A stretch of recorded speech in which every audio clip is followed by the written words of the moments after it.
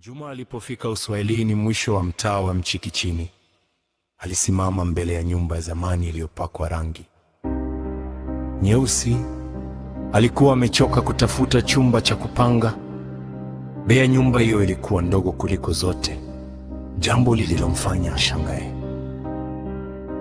Mama mwenye nyumba alimkaribisha kwa tabasamu la ajabu, akamwambia, hapa kuna sheria moja tu. Ukifika saa 6 usiku, usifungue mlango hata usikie nani. Juma alicheka, akaona ni maneno ya kutisha watu tu, akaingia chumbani kwake. Ndani kulikuwa baridi siyo ya kawaida. Kwenye ukuta aliona michoro ya mistari mekundu kama damu iliyokauka. Usiku ulipoingia, nyumba nzima ilitulia ghafla. Saa 6 kamili, mlango wake ukagongwa taratibu. Goti, goti,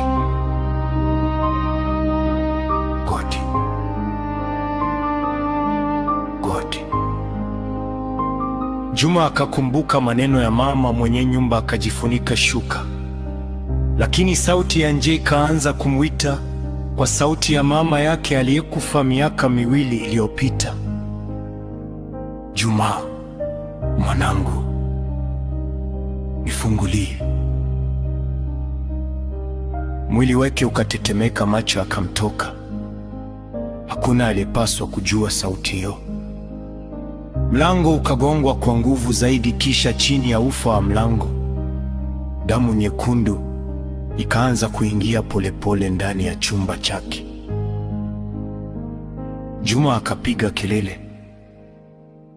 Ghafla taa zikazimika.